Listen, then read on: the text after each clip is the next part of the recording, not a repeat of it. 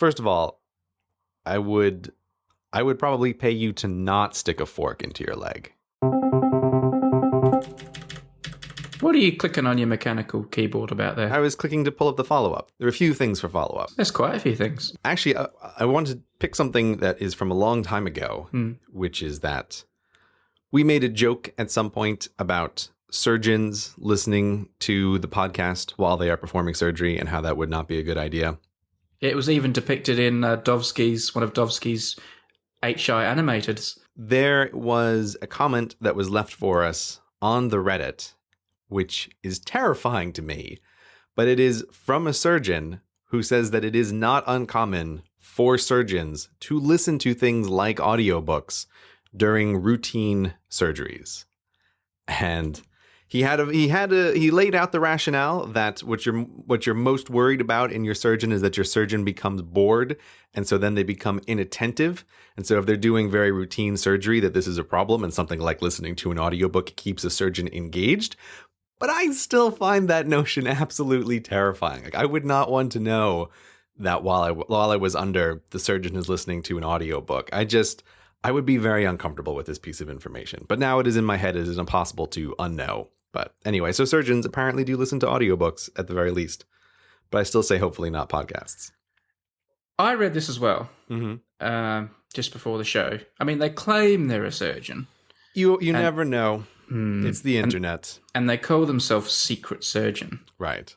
So I believe they're a surgeon. Now, it makes sense. I understand, needing to have something to keep your brain engaged, I guess, other than the surgery.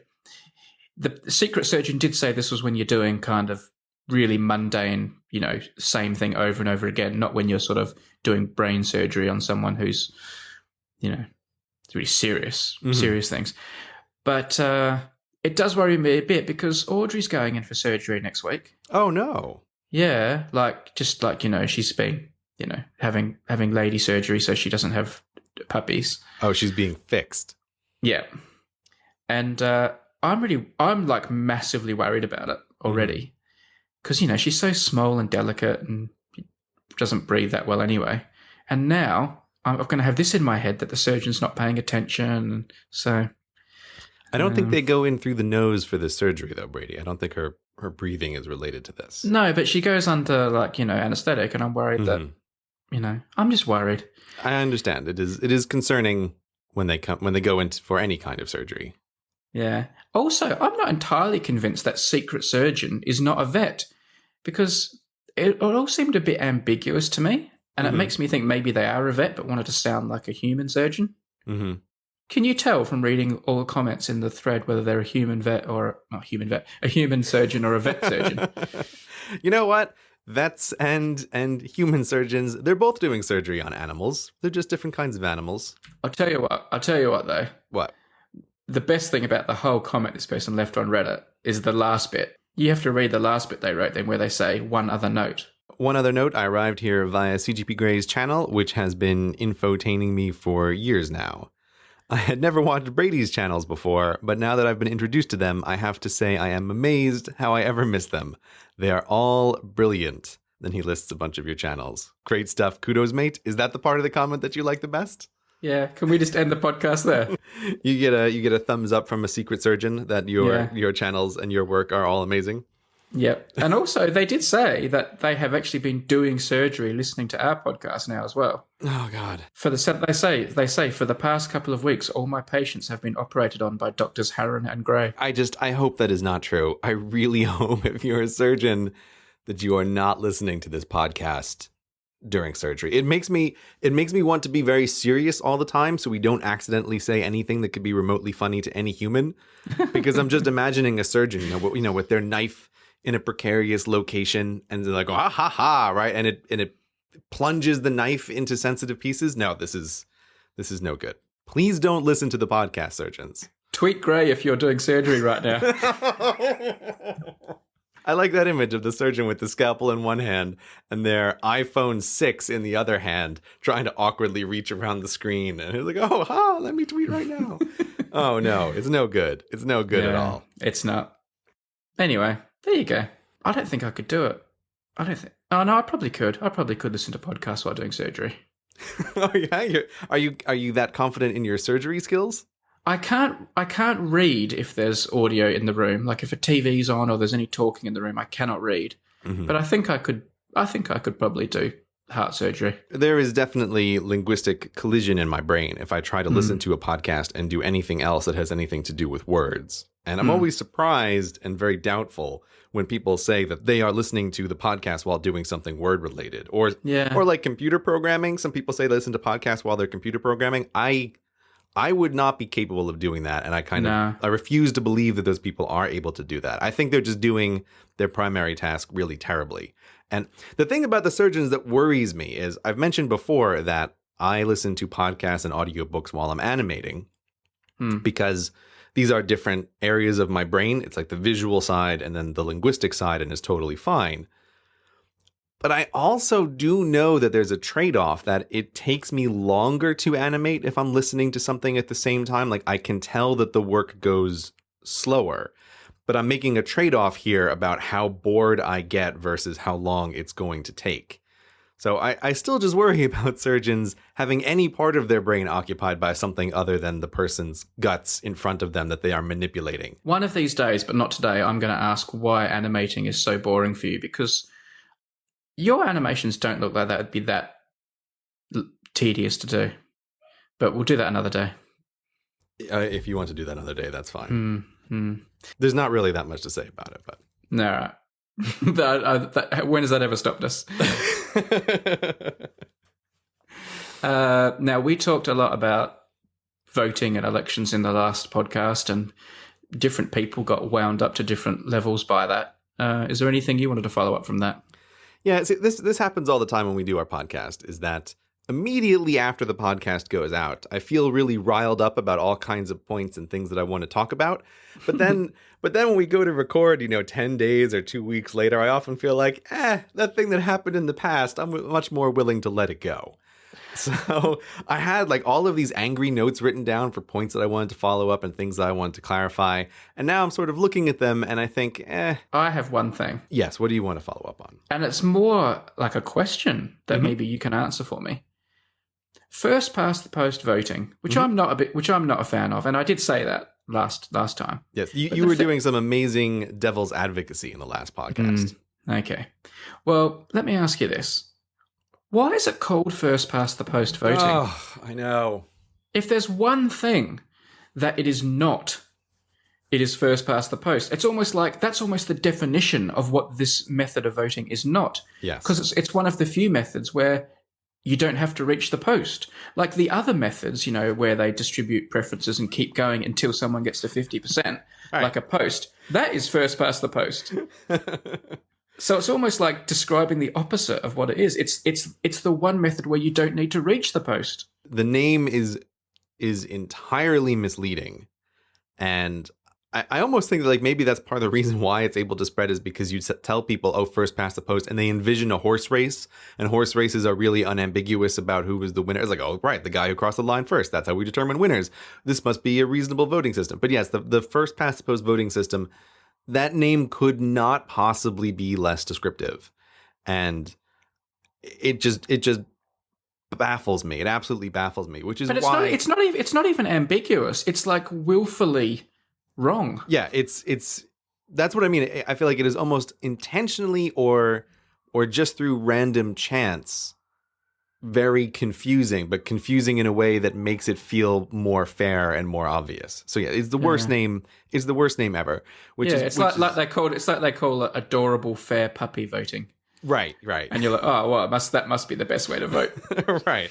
But adorable fair puppy voting is actually a box full of snakes. That's really what it is. They say, oh, but you voted for it. It's not really what I was going for. But yes, it is why most of the time, if you are a nerd and you are reading literature on different voting systems, very often when people who are familiar with the systems are talking about them, they will refer to it as plurality voting, which of course is actually what it is. It is the voting system that selects the plurality, but not necessarily the majority of the voters. I know you love that word. And you used it loads in the last podcast too, but you really shouldn't. Why? Why shouldn't I use that word? It is descriptive. No, it isn't. Well, when you say it, I've got no idea what you're talking about. And I'm like a normal guy. Like if you said to me, I believe in plurality voting, I'd go, what? I don't believe in plurality voting. I'm just simply saying that is more descriptive. What I'm saying is it's a word that not enough people understand, and they certainly don't understand it in that context, and it needs a different name that is not that. Here's the thing. And this isn't one of these Brady come up with a new name things. This is just it needs to be something like leading vote getter or I don't know what the name for it is, but a name that explains what it is that isn't plurality. If we can move from a name that is actively confusing and misleading to a name that simply means nothing in the minds of most people, that is an improvement. Fair enough. That is way better. So that's why I would still advocate for plurality, even if maybe the majority of people don't know what that word is. But maybe a plurality of people know what plurality means. I saw a really cool comment the other day. I can't remember who made it. Apologies for not crediting you, person, but I can't even remember where I saw it. But you know my whole Lagniappe thing for extra video footage, which is not as bad an idea as you said, because in some parts of the world, I've since been told Lagniappe doesn't just relate to commercial transactions, and it can just mean a bit extra on the side. Yeah, words always turn to mush. That's what happens. Yeah. Someone said, why don't I call it Vigniappe footage for video? So I could have Vigniappe footage. Yeah? So do you want a different prefix for all kinds of media? Like the little extra things that we put on the Hello Internet channel, should those be Podniappe sections? Is that what you want? You're getting it, Gray. You're getting it. I like you thinking. The director's commentary on DVDs is Audiappe commentary. Yeah, well, it needs a bit of work, but it needs a bit of work. But you think this is the future? The Gniappe could become a little genre. Yeah, we could have all sorts of Gniappes. Gniappe is the suffix here that you want?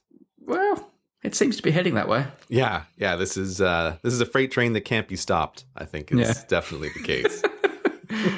I'll tell you what, though, speaking of that, freebooting. There was an interesting thing the other day about freebooting, and that was someone sent me, and I think they sent it to you, a link to one of these sites that talks about defining new trendy words. I can't remember what it was called. It had meme in it, but... Oh, the Know Your Meme site. Yeah, that's the one. And they were pointing out that it had been posted there and the whole history of the word had been written, and it had left us out completely. And it referred to people who first posted it here and there, and Destin's video and a couple of other videos, and we were left out completely. And I mean, that doesn't bother me, but it was just interesting. Are you sure?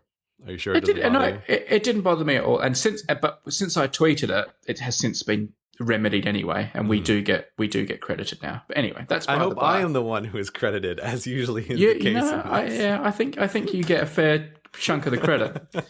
And again, I should get no chunk of the credit, none at all. Well, that's by the by. The thing that it did make me think about, and it's something I've heard discussed before, is podcasts as source material. They are like the ugly sister of source material. What do you mean? Because you can't search them very easily. Well, you can't search them all, really. They're like, with a Google search. And they're not as like popular and high profile as videos. So if something happens in a podcast, it is quite anonymous. Even though we're posting these things on the internet and, everyone can listen to them and they're out there, they're still kind of hidden. They're hidden things. And that is one of the things about podcasts. If someone says something in a podcast and you're like, oh, who was it that said that time? And I'd like to listen to that again. It's so hard to find them. It's just, they're invisible. In terms of searching for something, they are totally invisible. That is true. And I am aware that I have to go on Twitter sometimes and ask people where on earth we said something if I want to link to a previous conversation that we've had. I wonder if this is part of the problem of the popularity of podcasts, and no doubt they have gotten much more popular in the last couple years. But I still think it's harder than other sources of media to get people started in podcasts. The percentage of the population who could potentially enjoy listening to podcasts is much, much larger than the percentage of the population that currently does. There's a high barrier to get people started in podcasts. And I think that might be part of what you also mean just about the invisibility of them. Like, where do they exist? It's like, oh, can I go to the website? It's like, well, yes, you can go to the website, but that's a terrible experience. You really need to download this app for your phone and then search for the thing in the app and then click subscribe. It's a bigger process than perhaps it could be in other ways. Yeah. But also, if I made a podcast called the Brady Loves Red podcast, and I made a podcast every day for 3 years telling everyone how much I loved the color red, and then one day I wrote one blog saying my favorite color was blue, that's all anyone would know about me. Oh, Brady's the guy that wrote that blog that said he likes blue. Because the podcast does, it doesn't seem to exist as record the way that written stuff on the internet does. Yes, but I also think that is the strength of it as well. As we have discussed, I feel much more comfortable sometimes kind of just chatting about stuff on the podcast in a way that I would never write some of the same stuff as a dedicated article on my blog, because it is the very conversational nature of it that is informing the listener that we are having a conversation. We're just talking about some stuff. And sometimes we're saying things literally as they pop into our head, or they're the first time we've ever thought about something. So I do also like the kind of low pressure world of podcasting versus writing an article, which when you write an article, the presumption is that you have actually spent time formulating how you are going to say something. And so it is held to a much higher standard. It's like we're not under oath. Yes, I think that is an excellent way to put it. We are not under oath on the podcast. All right. So if you ever want to quote us to us or take us out of context, it's like all of this is not under oath. The thing with podcasts, and the reason they can't go massive though, is they're just such a time sink. Like if I have a week where I'm not doing a long drive or like a train trip, I just fall behind on podcasts completely, and that's it. Like they just take so long to listen to. Yeah, but you can be doing something else while you listen to the podcasts. Yeah, well, not many things, but yeah, a few things. Yeah, you clean the house or whatever. Yeah, you go for a walk, maybe. Yeah, but it doesn't take like 2 hours to clean the house or walk the dog. You are right. The podcasts definitely do have a certain amount of time sink, and I am massively oversubscribed to podcasts, and so have to use a kind of filtering, sorting system on my own podcast queue to even do it. So yeah, they do take up a whole lot of time. But I still say that there are many, many more people who have room for podcasts in their life than currently listen to podcasts. Can I just clarify something else for the record? Mm-hmm. And this is just one of those me wanting to sort something out for people. Because since we spoke about it on the podcast, I've posted the video, which is with this billionaire guy. Mm-hmm. And in the comments under the video, I saw a few people making little jokes and references to his smoking and the first puff thing that we talked about. Oh, no. Mm-hmm. And reading some of those comments, I think some people misunderstood what I was saying. So I went back and listened to the podcast, and I could see how maybe it could be misconstrued. And I don't know if it was because of how I spoke or how it was edited or what it was. But just let me say, just so it's clear to people, when I said he has first puffs of cigarettes, I wasn't suggesting he sits there with a packet of cigarettes, has a first puff, extinguishes it, pulls out another one, has a first puff, extinguishes it. That's not what I was saying. What I was saying is if he gets interrupted for some reason after 5 or 6 puffs and has to put it out, when it comes time to relight another one, like 20 minutes later, he won't relight a half-used one. He will start again. He isn't a guy that just exclusively has first puffs. I hope that is clear. I thought that was clear from the previous podcast. Yeah. But I think this is, again, an example of how, as stories get told on the internet, they become these cartoonish versions of themselves. And so it is almost inevitable that he is now going to have the reputation as the man who only takes a single puff from every cigarette that he smokes, right? Because you can't fight against that. That is a certain kind of meme that sticks really well in people's minds with the ideas of billionaires, and it's kind of funny. Like, this game is just over. You're never going to be able to undo that kind of thing. It'll be with him until the end of time now. And also, even if you say something is not true, it sticks in the head. Like, listeners, hello internet listeners, I'm going to say something now. This is not true, but I'm going to say it anyway.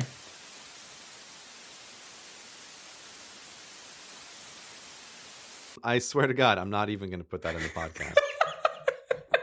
You need to come up with something else because I'm just going to cut that. Do you want to give that another go, or No, I like the idea. But you're just going to leave that in my editing hands? Is that what you're saying? I'll just leave that with you. That would be. It does make the point that you're editing it out for that very reason, because even if you know something's not true, Yeah, it doesn't matter. It doesn't matter. It will stick. It will stick. I love the internet. I love the way that internet conversations can unfold. I think you can have lots of very different kinds of conversations than you ever could in real life, partly because of anonymity and partly because of a whole lot of other factors.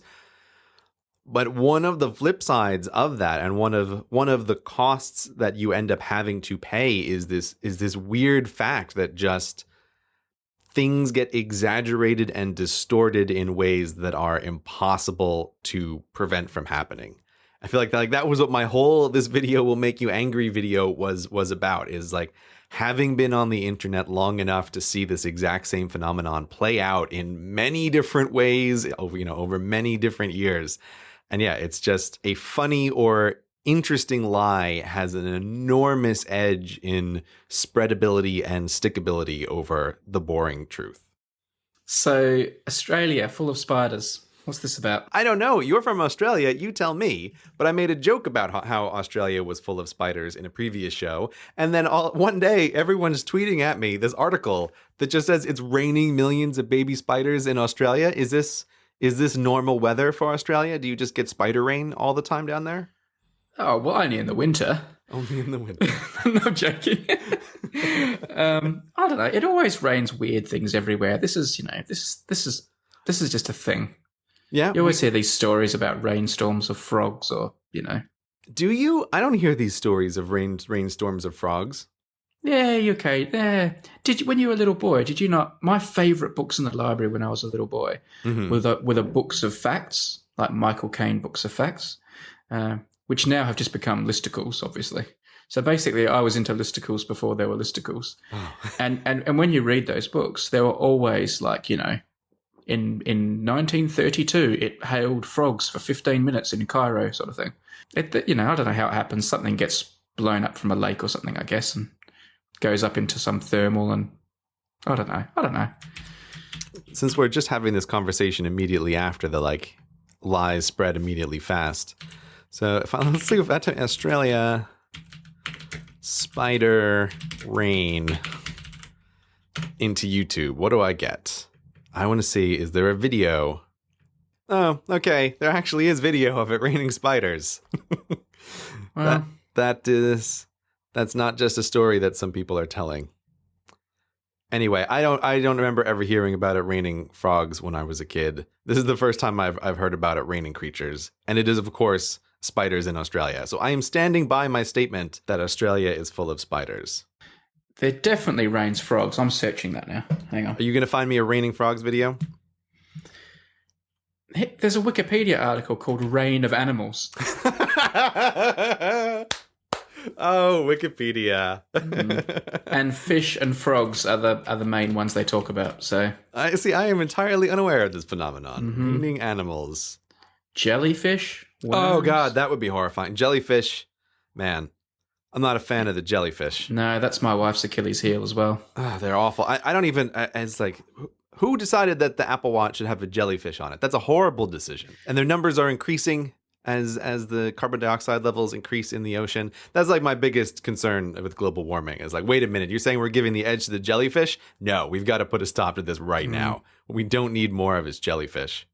When I was in Australia just recently in Perth, we were jumping off a little jetty into the water and there were jellyfish everywhere and we were having to jump into the gaps between them. Oh. And like kids were going in the water and picking them up and bringing them up onto the jetty and playing with them and holding them and all sorts. I mean, I guess it's fine if they're not the stinging kind, but yeah, well, yeah, the stinging obviously. kind are no good. No, you just find like horrible stinging kinds on the beach in Hawaii. It's like, oh yeah, you can't touch that because you will experience pain like no human has ever experienced before. And like, oh, okay, great. Can we kill all of these things? Like, is there a way that we can kill them? Because I would be okay with that. You know how one of the things if you get stung by a jellyfish is you like pee on the person to make the pain go away? This is like an urban legend, I thought. Is it? I was under the impression that this is just like This starts because some friends want to make their friend's day even worse. Like, oh, you got a jellyfish, man of war. Oh, that's a real shame. You know what we have to do now? We have to pee on you. I think that's how that got started. Oh, really? But I'm not sure. Now I'm going to look it up. I'm looking it up too now. This is like urban legend. I have a Scientific American article saying, no, this is not helpful, peeing on someone. Okay. All right. Yeah. So that's I'm absolutely convinced this is just someone's idea of a prank one day. And then, of course, again, lies, they spread very quickly. It's very memorable that you're supposed to pee on someone after they've been stung by a jellyfish. Yeah. So this just gets spread forever. And even us debunking it now, if anything, we're just reinforcing it. People will listen to this podcast and they'll come away with the idea that, oh, yes, of course, we're supposed to pee on someone when they get stung by a jellyfish. Well, no, even if they know it's not true, they'll just keep telling the story. Like, it's a bit of an urban legend and I don't think it's true, but apparently. Yeah, but then people forget the urban legend apparently stuff. They just remember the facts later. Like it's really, there's a couple of interesting kind of studies that I've come across on this, but it is almost impossible to tell someone a untrue fact and preface it with the fact that it is untrue and expect that 6 months later they'll remember anything except the untrue fact. If it was true, Gray, if it did help, would you let someone pee on you if you got stung by a jellyfish? If it would work, yeah, of course, because it seems like getting stung by jellyfish is horrible. Yeah, but so is getting peed on by someone. You have to weigh the situation that you're in. I have a man of war and it's wrapped around my arm and we just had to pull it off and my whole arm just feels like it's on fire. If someone peeing on my arm would make my arm feel better, it's like, please, can everybody just urinate all over my arm right now? Everybody, right, just get in a little circle and let's just do this right now because I want to die from the excruciating pain. If it would work, of course I would do it. Why wouldn't I do it? Well, because you're the guy that you don't like sharing like drinks because of saliva and. Yeah, but urine is sterile. It's fine. Urine is sterile. You don't have to worry about that stuff. Okay. Right. If okay, here's the let's try to flip it around. Let's say I can't believe we're having this conversation. Let's say instead of we're going to start a new urban legend now. Let's say that instead of urine, it was defecation. That was the urban legend. Okay. Yep. That's not sterile. And No. now it's like, well, maybe it'll make your jellyfish wound feel less bad, but you're also risking horrifying diseases and repercussions. So no, the trade-off here is not worth it. But remember, people, don't defecate on someone who's just been stung by a jellyfish. Yeah, that's just making their day a whole lot worse. This episode of Hello Internet is brought to you by Fracture. Years ago, when my wife and I got our first apartment together, we did print out a bunch of pictures and we tried to mount them on our wall, and we wanted to find glass minimalist frames, and it was surprisingly hard to do, but we eventually did find something, but we still had to stick our photos in between two layers of glass. There's always dust that gets in the middle, and there were bolts that you had to put the picture between because you have to have something holding the two pieces of glass together. Don't get me wrong, it looked good when it was done, but it was a huge hassle. But since then, the state of printing technology has improved, and Fracture is the future. Fracture prints your photos directly onto glass. What you get in the mail when you order a Fracture is your picture on the piece of glass. There isn't any frame. Your whole photograph is the frame. And this is one of the things that I really like about the way these Fractures look. When you mount one of these things on your wall, it's edge to edge. There's no space. It doesn't look like there's any extra glass. It is just a beautiful photograph on your wall. This kind of thing really is home decoration, the minimalist CGP Grey style. So why don't you today find some photographs that are meaningful to you? Events, people, places you've been, whatever it is, and then go to fractureme.com and get some of them printed out. Instead of having these images forever hidden in your photo library somewhere or on Instagram, mount the important ones on your wall. When you order those photos, please make sure to use the coupon code HELLOINTERNET, all one word, for 15% off your first Fracture order. Once again, that's HELLOINTERNET, all one word. Go to fractureme.com and get your images printed in vivid color directly on glass. I don't want anyone to take this personally. I think the Apple Watch is perfectly cool and has lots of cool uses. But I want to talk about these watch faces on Apple Watches, these pretend watches. I think in the future, we will look back at the fact people have got these pretend watch faces on their smartwatches and think it was a bit silly. And what were we thinking? What were we doing? That was a stupid thing to do. What a silly fashion. Like, did they not realize from the start that was dumb? And I mean, I went over it a little bit last time, and all the things I've been thinking have just fallen out of my head now. But to me, one of the things, well, there are two main things. One thing is, I think this argument that's made that's just how I'm used to telling time, man, is unacceptable to me. And I just think it can be unlearned. You know, people used to tell the time by the sun going through the sky. And then like maybe a sundial would come along. And I'm sure people said, oh, I don't like that shadow on the ground. I'm more a sun kind of guy. And then maybe when clocks came out, people were like, what do we need clocks? And, you know, or what do we need sand things for? Like, you know, sand timers. What do we need clocks for? You know, we've got the sun, or we've got, you know, I don't like this new technology. And then people were like, oh, no, okay, there's a new way of doing it. And now we've got this another new technology that's come along. And I think it makes sense to abandon the old way of doing things. And the reason clock faces are circular and turn the way they do and have hands is because of the mechanism that powers them underneath. And when that's no longer necessary, I don't see why you're clinging to it. It's like having an Apple Watch. Actually, this would be quite cool, but it's like having an Apple Watch that just has the sun on the screen moving across your screen over the course of the day. You could do it, but it would be like silly to be using that old-fashioned way of doing things. This might drive you crazy, but one of the Apple Watch faces is exactly that. Yeah, and like that's a novelty, but that's not how you tell the time. And like you do it for a joke. But I think these clock faces are being done, that's considered like the serious thing to do. And all these people tweeting pictures of it and debating about it and talking about it, I just think seems putting an old-fashioned clock face on this high piece of technology to me is like inventing the camera and using it purely to take photos of paintings, or inventing a video camera and using it purely to record theatre and plays.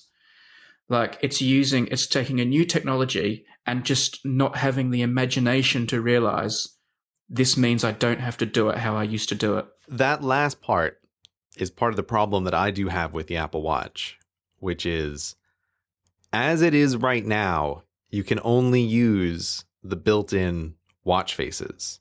Yeah. So Johnny Ive, presumably, is the guy who has approved of the various watch faces. And I've been talking with some people on Twitter, and I think each of them is frustratingly limited in some particular way. And I really don't know if Apple is ever going to open it up. It would not surprise me if they don't. But I really think they should allow other people to design different watch faces. Yeah. Because, I mean, I know this is kind of not the Apple way, but like, you know, let people design their watch faces. And you know what's going to happen? There's going to be thousands of hideous and awful faces. And many people will have terribly ugly, tacky looking watch faces. But when you open something up to the world to try to change and improve, some people will come up with amazing things that just the people at Apple would not be able to come up with on their own. Yeah. And this is always the case. Like if you're looking at what are the best watches that this group of 5 designers at Apple can come up with versus what is the best watch face that tens of thousands of developers can possibly come up with, the best one is probably going to come out of the larger group. And so I think, yes, there are very many things that could be done to interestingly show the time in new ways on the Apple Watch. But right now, that can't be done. And one of the reasons that I think you see so many people using the analog watch face is because there is really only one digital watch face on the Apple Watch right now. And it is hideous and badly designed.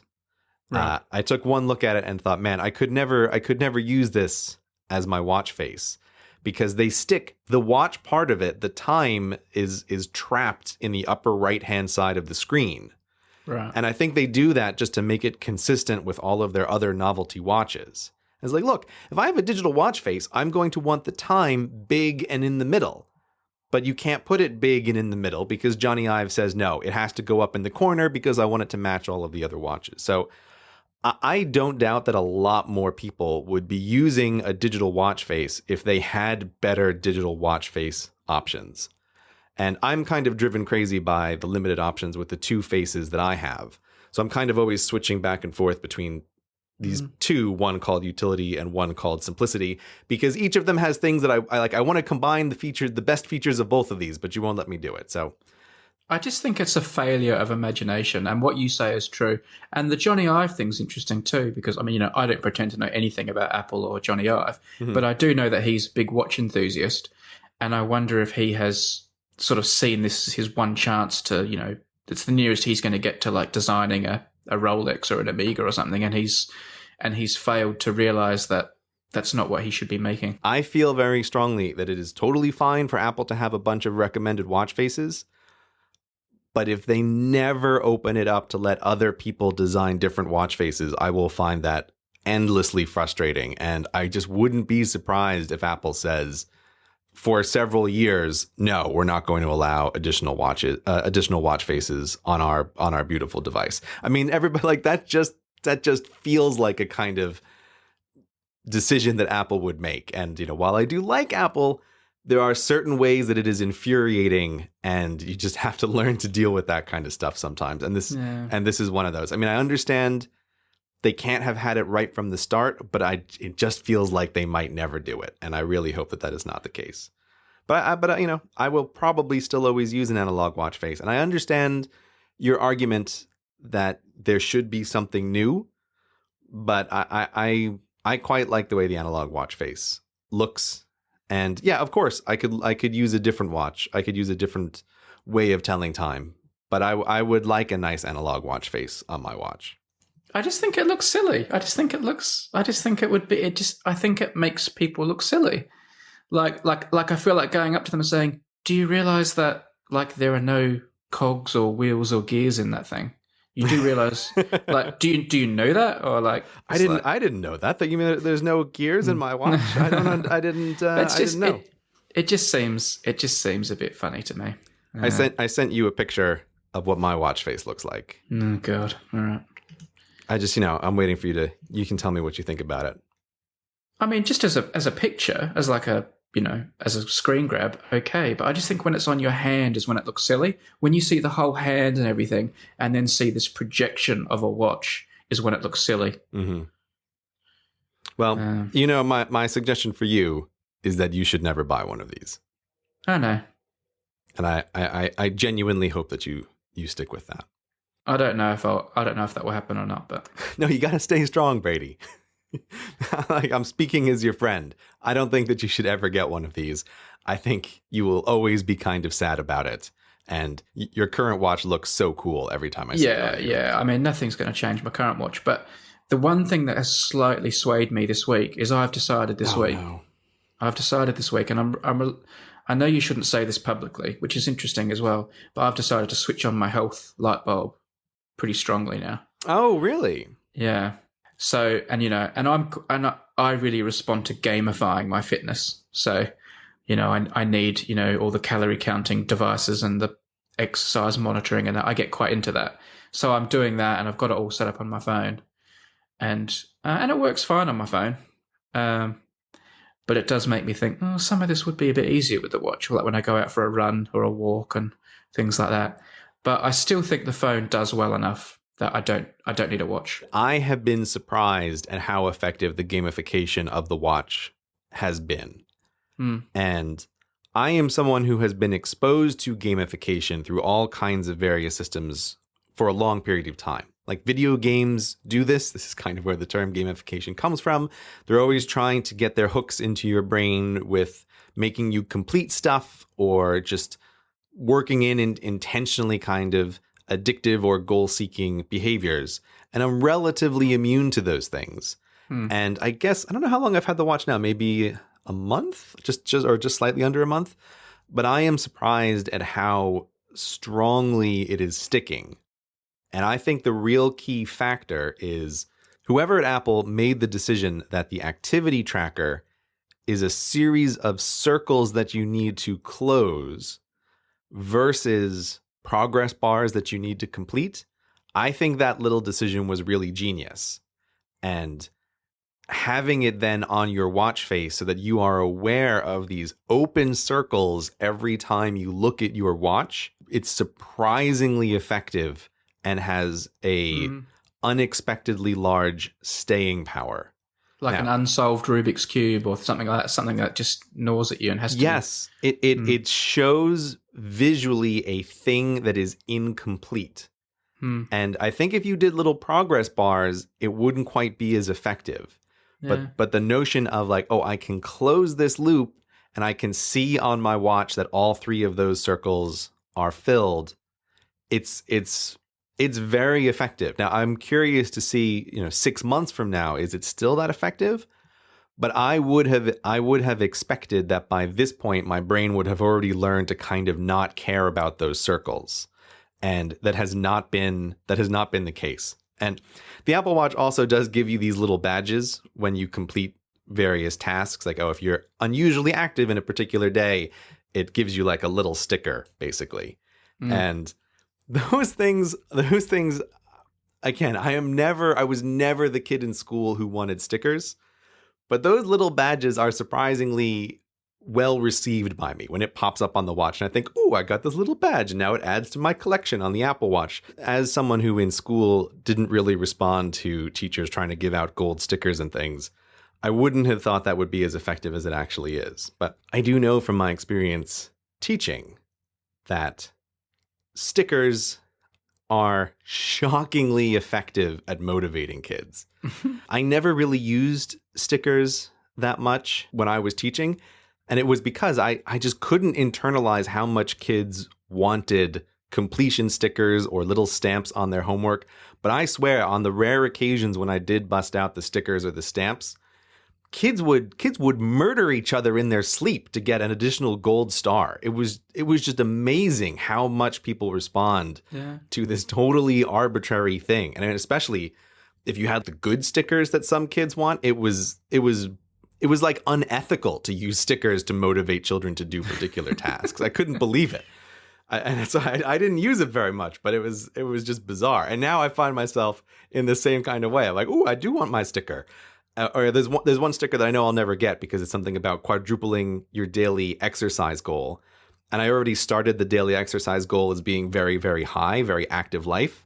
And so there's no way that I can ever reach that one. And I find my brain sometimes going, maybe you should just reset this whole system so that you can get to this point and have quadrupled your exercise activity just to get the sticker. And I was like, wait, what are you suggesting, brain? That we do worse with regards to our health activity for the period of a month to get a meaningless sequence of pixels on a phone screen?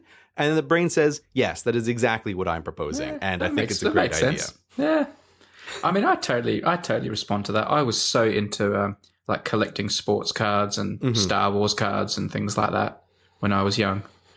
So I totally get that. Yeah. Those loops really plug into the completionist part of your brain. I mean, look at me. I make a video about every element on the periodic table and every book of the Bible, and I'm still like that now. Once again, it's the total, it's the Pokemon effect. If you have one, you have to get all of them now. Yeah. All right. One last thing with this watch face thing. The funny thing is, it feels like when the Apple Watch comes out, everyone's like, what's this going to mean for all the glamour watch brands? Are they going to have to, introduce their own smartwatches and try and catch up? And yet it feels like Apple is the wannabe. They're the ones who are trying to make their watches look like a Rolex or an Omega or a Tag. They're the ones who are the poor cousins. They shouldn't be the poor cousins. They should be just turning their back on the old ways and saying, okay, you can wear your old dumb watches, I've heard them called, which is a term I don't like, but I've heard them called dumb watches. They should be turning their back and saying, oh, yeah, your dumb watches with your hands and your seconds. But instead they're like, oh, I know we're modern and we're new, but look, we're trying to look like an Omega. We're trying. It's like, well, hang on, just give those old brands a kick up the backside and say that's just not how we roll anymore. Instead, I think they're doing themselves a disservice. Some of the interviews I've seen with Johnny Ive and some of the materials that Apple has released, it does feel weirdly like they are trying to prove themselves as a member of the watch world. That we're right up there with all of these luxury watch brands. And I agree with you. I think the smarter play is almost to pretend like they don't exist. Yeah. And to just say, we're doing our own amazing thing. And who cares about the approval of Swiss watchmakers? Do they think our watches are good or not? Well, we've just made this thing and we put it out in the world, the end. But it does feel like, I think your comment earlier has a ring of truth to it to me, that like Johnny Ive wants other watchmakers to like his watch designs. And is like, no, just make your own thing. Just it's a different new thing in the world. Yes, it's related to watches that have come before, but really it's much more the next step in the world of computing than it is the next step in the world of watches. I was actually at the Science Museum in London just the other day, and I was walking past some of the early difference engines. And I took a little picture of my Apple Watch in front of difference engine number 2. This is progress, because I really do feel that there's a much straighter line from the difference engine to the Apple Watch than there is from a Rolex to an Apple Watch. Like, they're just different creatures. They're not even remotely the same. Like, you sent me that image of your watch face a second ago, and if I was going to describe it, it's clean and simple and all the things I would expect from a CGP grey watch face, but it is almost childlike as well. It's like a childish representation of an adult's watch to me. Yeah, I really don't like the hands, and I don't like the ring that goes around on my watch face. That's the utility watch face for those listening. There's a watch face that I like much better, which is called Simple, but I really want the calendar that I have on the bottom there that shows what I have currently signed up. But of course, because of Johnny Ive's design limitations, you can't get both. I can't get that little calendar thing on the bottom on the watch face that I actually like more. And I see no reason for that. Our thanks to Audible.com for supporting the podcast. Now, last time I checked, Audible was listing more than 180,000 titles in its range of audiobooks and other spoken material. That number seems to be going up all the time. In fact, I think they should have one of those little counters on their website constantly showing what the tally is. Now, I obviously don't need to sell you on the idea of listening to audio because, well, you're listening to a podcast right now. But if you haven't got into listening to books as audio, well, then you really should. One of the things I really like about audiobooks is it can actually be a shared experience if you want it to. You could be laying in bed with your partner or going on a drive with friends, maybe just sitting on a train and using one of those headphone splitters. Either way, it's really cool listening to a book with someone else because at the end of the chapter you can discuss what's just unfolded and what you think might happen next. Now, one of the book genres I really like for audiobooks, and I've discussed this before, is mountaineering. I think there's something about that kind of narrative diary style of mountain books that really makes it compelling as a listen, especially if you're listening while doing something outdoorsy yourself. Everest books are always a favourite of mine, but I also have to admit K2 books are also great. Now today I'm going to recommend a book. I may have recommended it before. K2, Life and Death on the World's Most Dangerous Mountain by Ed Viesturs and David Roberts. I'm sorry if I can't pronounce Ed's name, but I'm pretty sure I got David's right. This is a great mix of first-person account and history of the mountain. Really good listen. It's unabridged, so you won't miss a thing. I listened to this one while I was on a mountain trek myself, and it really stuck with me. Now, maybe mountains aren't your thing, but no matter what you're into, I can almost guarantee Audible will have it. And if you sign on for an Audible trial, you can get your first book for free. You can't beat that. We've done it here in my household, and maybe you should too. If you decide you do want to do it, I ask only one favour. Do it via the URL audible.com/hellointernet. That will tell them you heard about Audible on the podcast here, and who knows, maybe they'll sponsor us again one day. But either way, thanks to Audible today. They're big supporters of podcasts, including us, and they're top of the pile when it comes to audiobooks. Let's move on to the thing that everyone wants us to talk about. Oh, what is that, Brady? The F word. The F word? flags. Oh, the flag portion of our show. We have reached a critical mass of different things happening and requests and tweets and emails for us to no longer be able to ignore what the people want. and what the people want is grey talk and flags.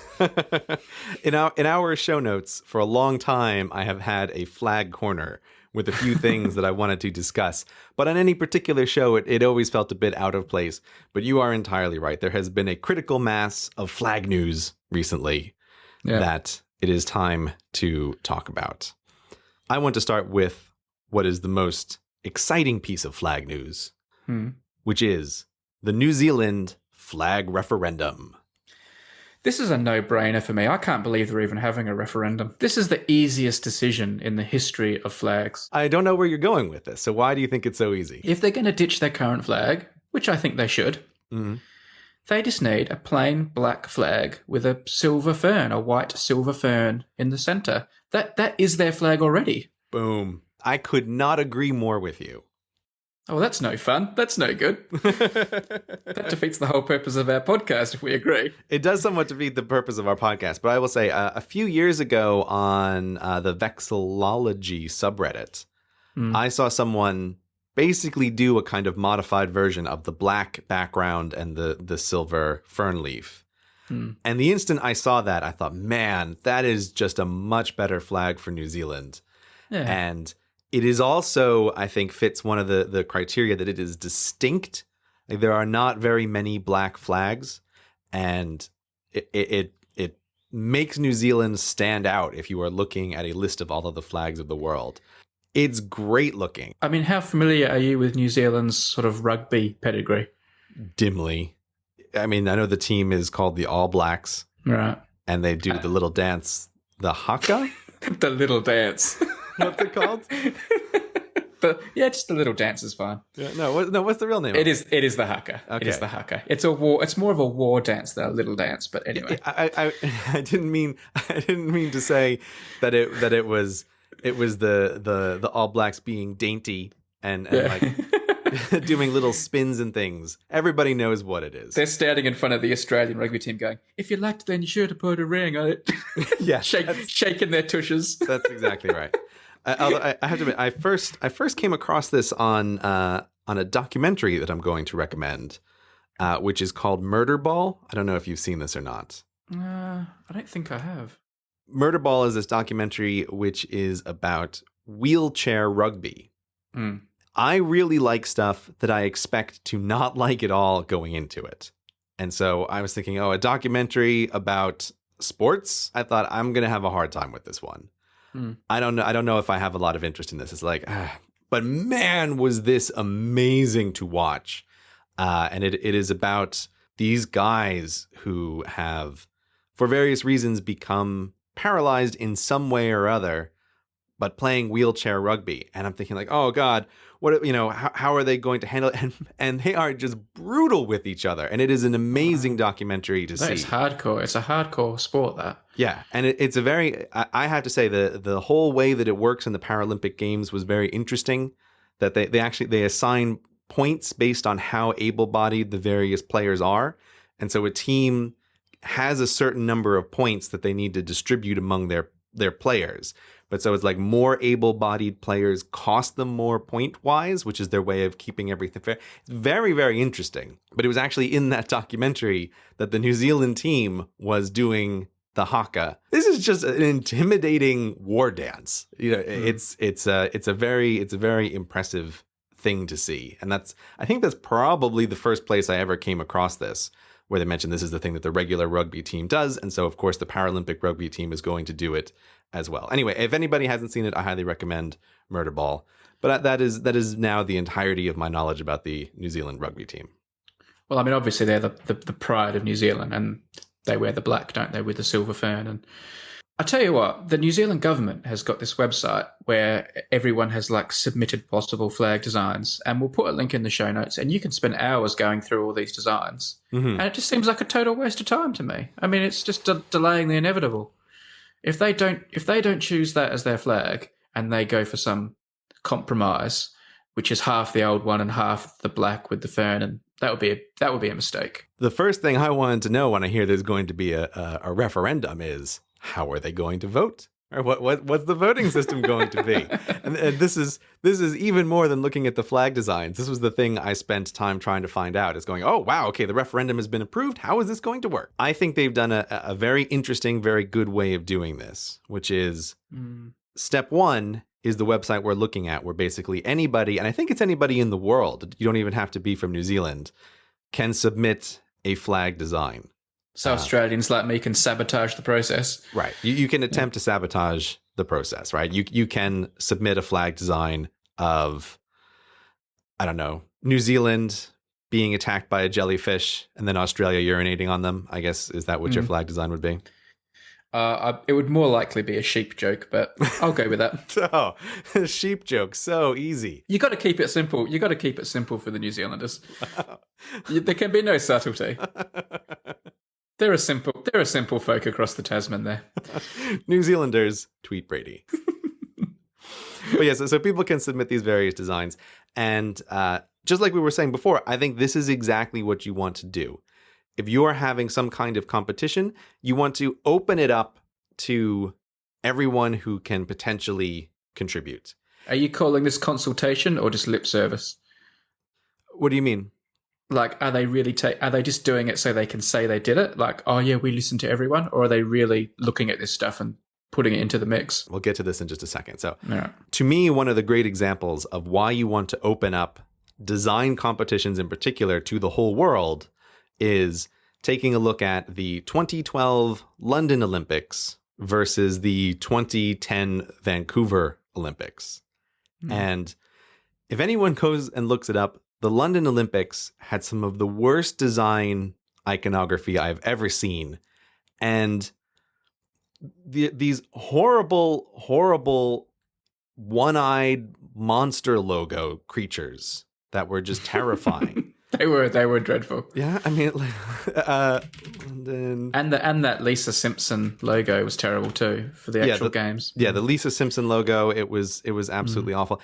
Everything about the London stuff was just terrible. And I remember, there we go. There's mascots. Let me pull up the picture just so I can see them. Yeah. Oh God. They were droplets of steel, weren't they? Yeah. I mean, I saw the little video that they were supposed to be these little droplets of steel, where the UK is trying to harken back to their manufacturing glory days or whatever. But I don't think anybody could look at these things and not think they are metallic one-eyed penis monsters, right? Like this, there's no other way to describe these creatures. They're horrifying. Yeah.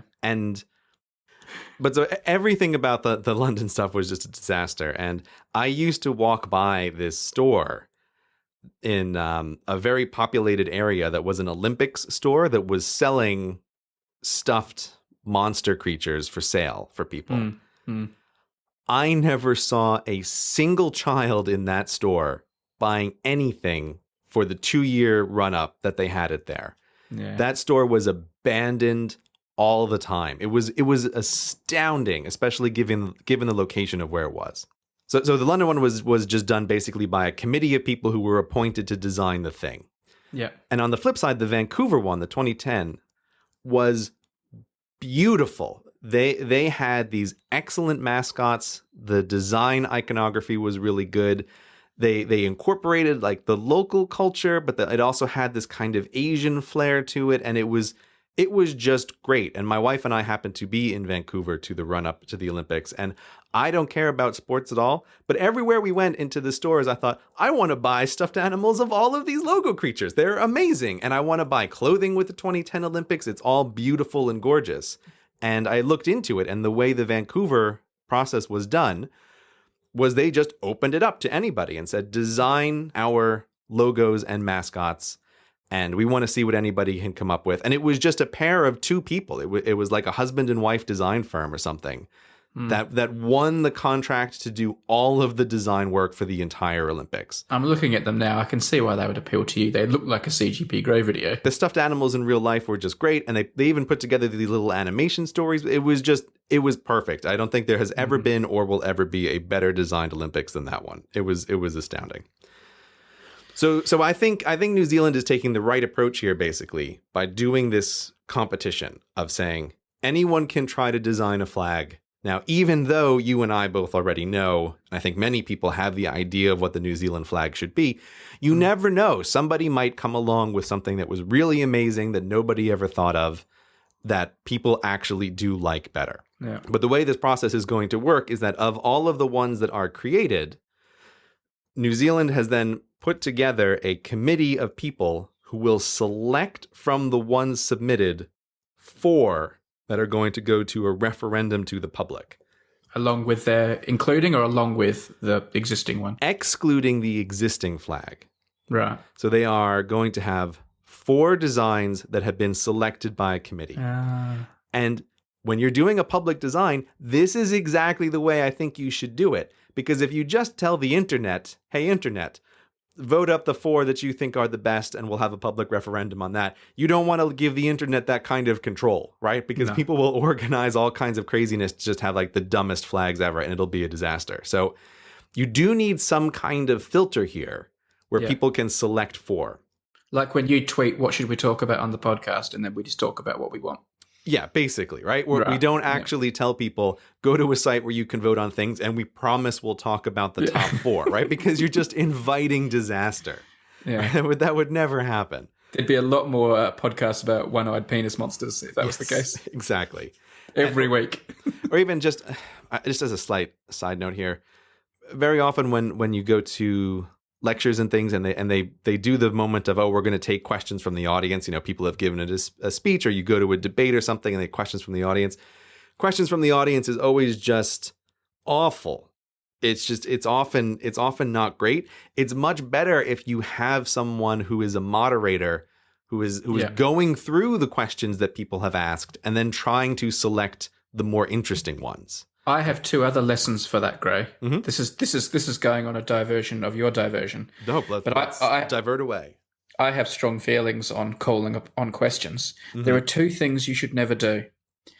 You should never put a microphone at the front and invite people to come forward to the microphone to ask questions. That's death. Because that attracts nutters. And it doesn't attract normal people, because normal people don't want to get up and make a spectacle of themselves. But nutters do. You are selecting for people of a particular breed when you do that. And the other thing you never do is call on people who are wearing hats.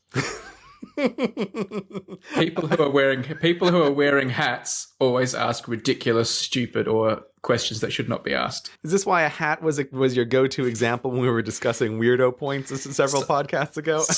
Someone who wears a hat to a lecture is very, very probable to be weird, and then they'll ask some really political, controversial question that makes everyone in the room feel awkward. As a member of the audience, you can sometimes feel that the moderators are bending the questions, or they're just trying to select softballs and things. But really, it's much better if you have someone who filters it a little bit, or picks a good question that is representative of the rest. You know, so that's what you want. So anyway, that's why New Zealand has this committee, right? You don't just open it up entirely. They're going to select 4. It's going to a public vote. And I was very pleased to see that New Zealand is using a preferential voting system, which looks like it's some variation of the alternative vote, where people can then order how they like those 4, and they only have to do it as far as they want. So they can just say, this one's my first favorite, this one's my second favorite, and they don't care about the others, or they can just say which is their favorite, or they can rank all 4. And then the winner from that referendum goes head to head against the current New Zealand flag. The Super Bowl. Yes. And then there it's just that this is the only time that first past the post makes any sense, because it's identical to every other voting system in this circumstance. If you have 2 candidates and you need to select one, you pick whichever one gets the most votes. And this is totally a reasonable way to do it. Yeah. The 2-round thing is very interesting. I think it gives the current flag more of an advantage, more of an edge in this election, because it doesn't have to compete against all of them. It only competes against the best of them. That's fair enough. That's as it should be, if you ask me. Yeah, I at first I thought, I don't like that. But upon reflection, I agreed that, yes, I think it is fair in a situation like a national flag to give the national flag a little bit of an edge in the in the voting system. But overall, I have to say, thumbs up New Zealand. You know, that they did a very good job selecting how this process is going to go, and I will be very curious following it. Is it 50.0001% of the population triggers a flag change, or does it have to be like 2/3 to change the flag? Or the description that I read is it is just a straight first past the post or plurality vote. okay, So if the new flag gets 50% plus one vote, then the change is made.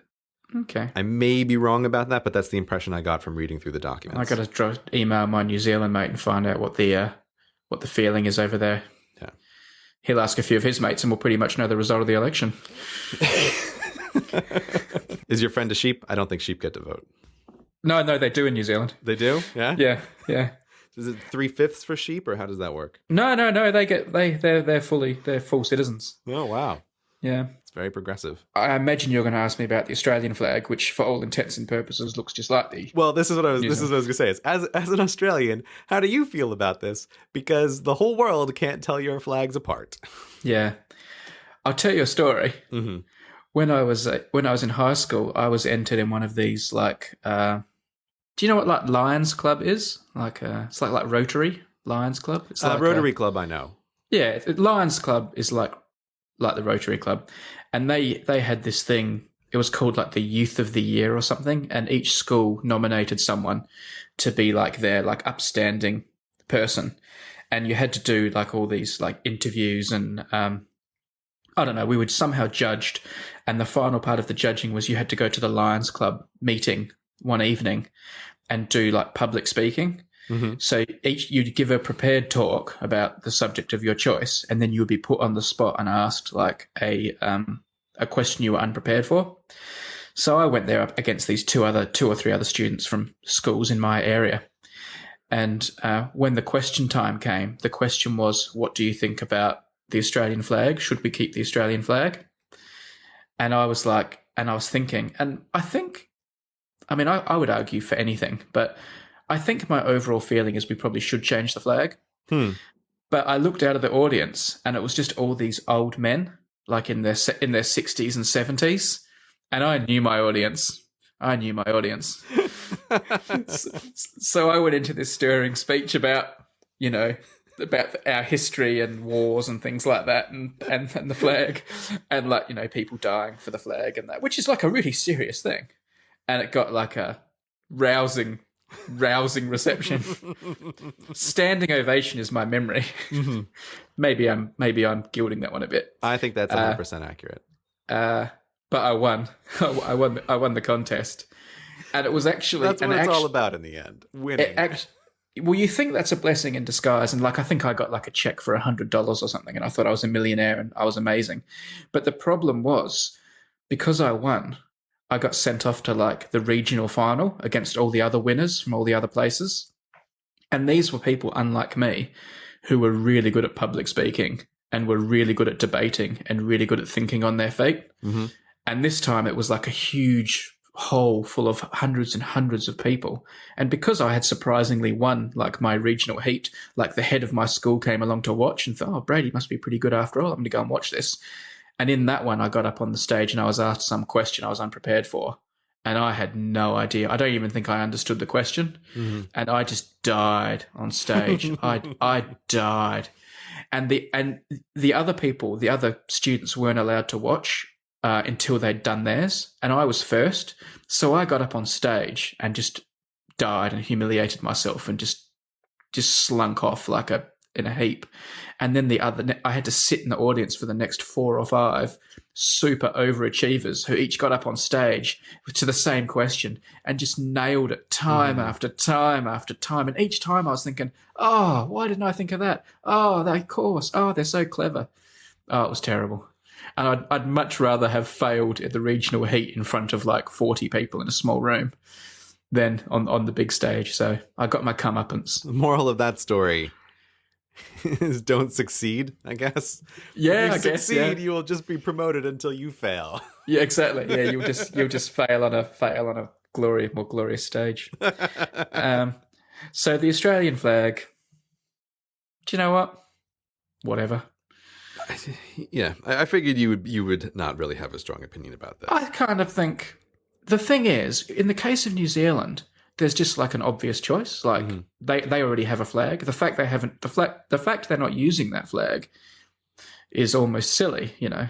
And in the case of Australia, there's no real obvious standout contender other than maybe the Aboriginal flag, which is a brilliant flag, but that's just the Aboriginal flag, and you couldn't really adopt that as the national flag because it has been taken by one group. But I mean, the Aboriginal flag's a fantastic flag. Is it the one with the yellow circle, the yellow sun?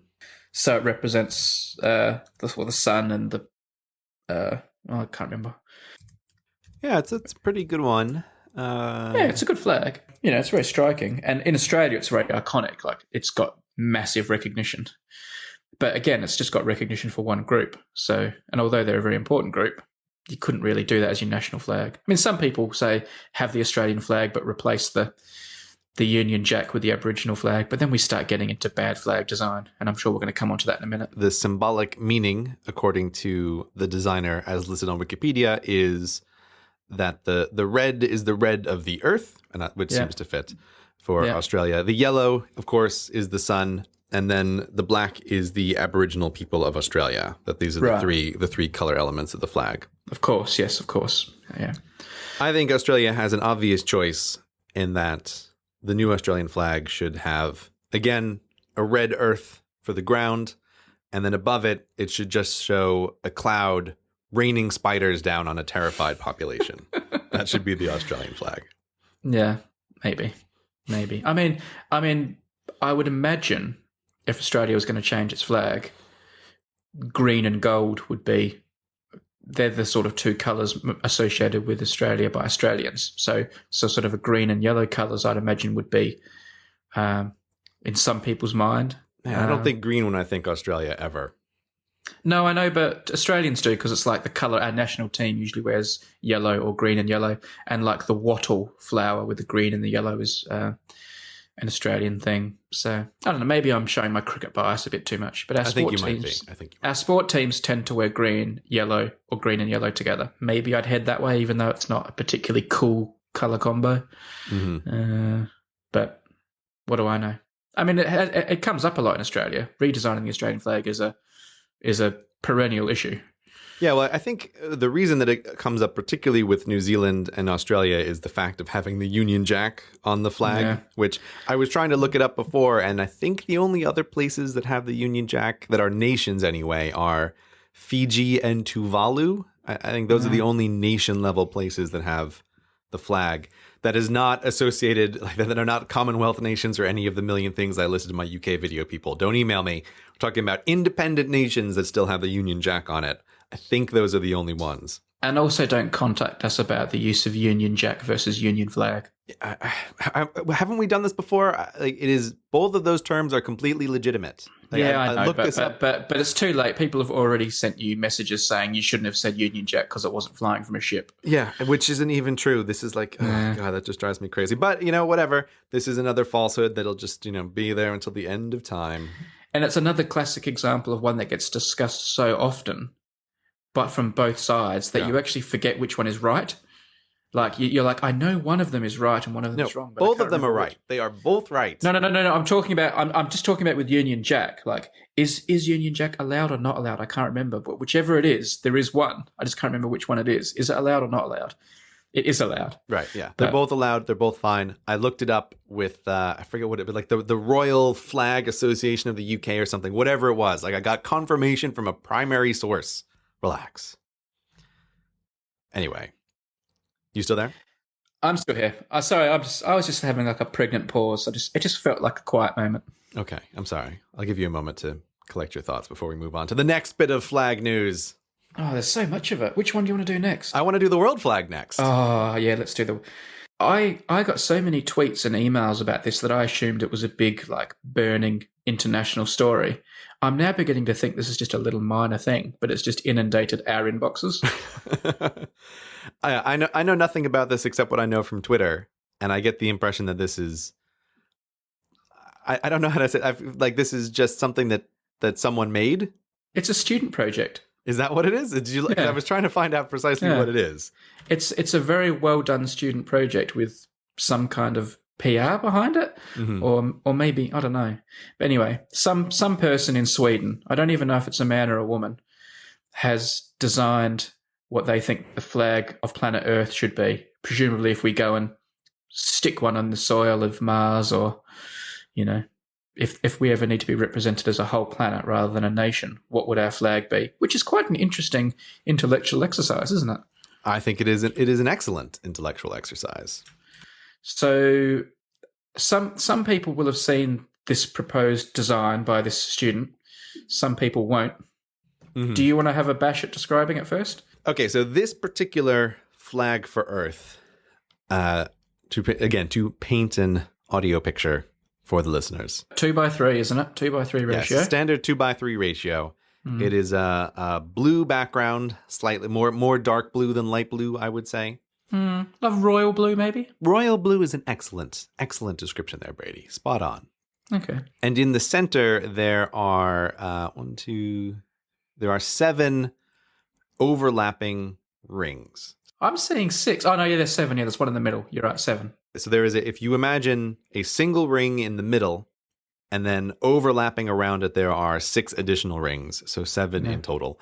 And the rings are white. You'd really need to look at this, people. No, this is perfectly adequate description. All right. Sort of like imagine a royal blue background and imagine the 5 Olympic rings, but there are 7 of them instead, and they're all white, and they're interlocking, and they've been bunched into the center a bit more rather than spread out the way the Olympic rings are. Yes, and the way the design is done is to give you the impression that they are interlocked. So there is there are little cutouts around the edges, so you're trying to see like, oh, this ring goes over that ring, so it's interlocked in all of these various ways. Sort of a Borromean ring type weird thing going on. And it kind of also looks a bit flower-like. Yes. Kind of looks a bit Asian to me. Yeah, I can see it's almost like makes me think of Macau almost. This design somehow. Yeah. Or the Japanese provincial flags. It has that feel to it. So there we go. We've had a description, and before we talk about whatever we're going to talk about, what's like your verdict on it? What do you think of it?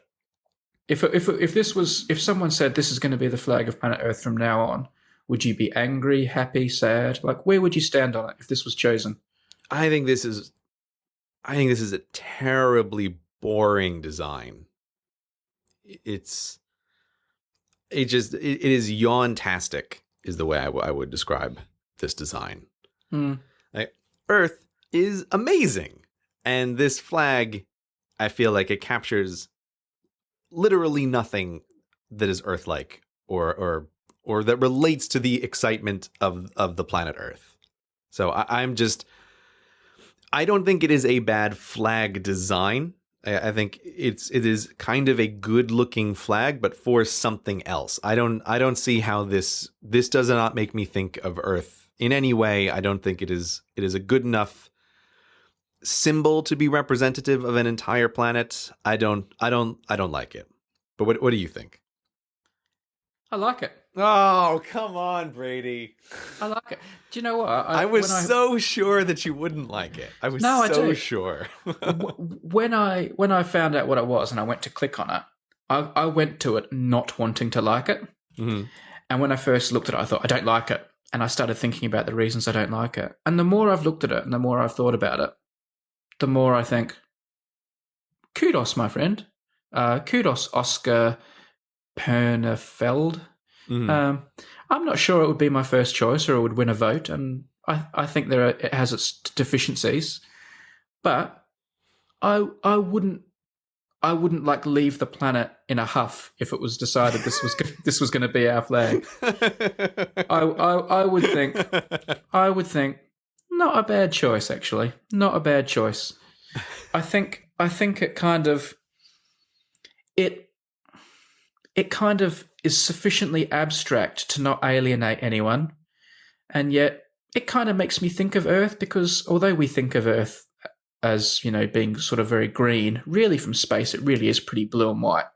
And this does look like a big blue sea with sort of a white cloud, and yet the rings have a kind of an aspiration to them of sort of togetherness that we aspire to, and an extra level of organisation beyond just the haphazardness of nature that is symbolic of our humanity. And I don't know, I think I think it's pretty good. I think it's a little bit finicky and fine detailed, maybe, for a big bold flag. But overall, I think it's a really good effort.